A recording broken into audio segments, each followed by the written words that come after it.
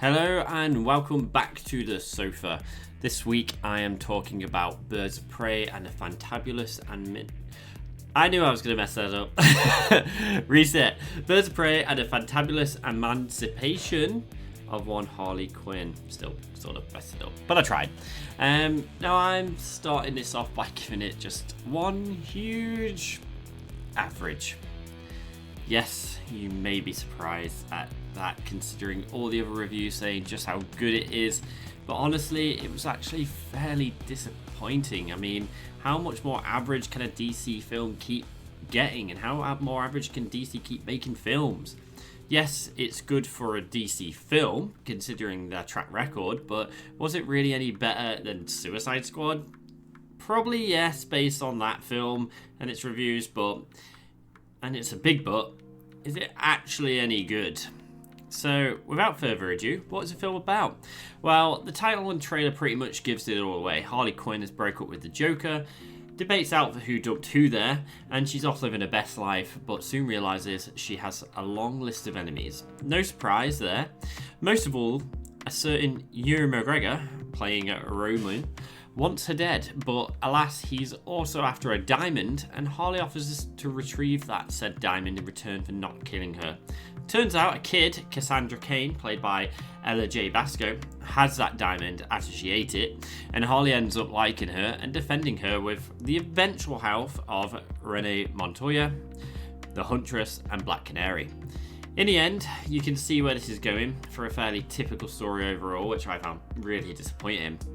Now let's remember for a second, these characters are meant to be villains, and it's villains fighting villains. But Harley just seems like such a good character, very conflicted with who she is, and I know that's what the film's about, her confliction with her breakup with the Joker, who is she really, but she's evil. They all are not that good really, and even from Suicide Squad, she also felt good in that really. I don't know, maybe we actually need to see a Harley Quinn against a real good superhero, like maybe Batman perhaps. But just so we could just see the true chaotic woman she really is. And let's pair her back with the Joker as well. Talking of the Joker, they used stock images from Suicide Squad, and so ultimately the back of Jared Leto's head appeared a few times. So does that mean he's not out after all? Who knows? But in this crazy universe DC has, and in this meant to be violent crazy world of Harley Quinn, I felt really bored. Halfway through the film I was actually sat there thinking, what would I rate this film? And I very rarely do that, and it made me realise as I was halfway through I wasn't really enjoying it that much, and it's a shame, but that's how it is. I'm probably going to get slated for this, but Ewan McGregor did make the film. He did kind of carry it. His acting was, as always, amazing, and his character was very good.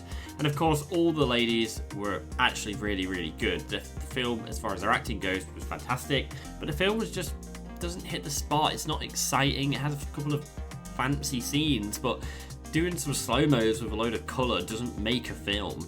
It just makes for fancy on-screen viewing. It doesn't mean the story's good. And it wasn't. It just was average. So based on that, I'm only going to give it a 2 out of 5. Another disappointing DC film for me. Let's hope the next Batman does something special, I guess. That's it. Next time it's going to be Sonic. Hopefully that will be slightly more exciting than this film. But we'll have to wait and see what they've done with that. Thank you very much for listening. If you've got Instagram, add us up on there. Back to the sofa. Obviously, always follow the podcast on Spotify and iTunes, and obviously these episodes on YouTube, Spotify, and iTunes as well. Thank you very much, and I'll see you next time back on the sofa.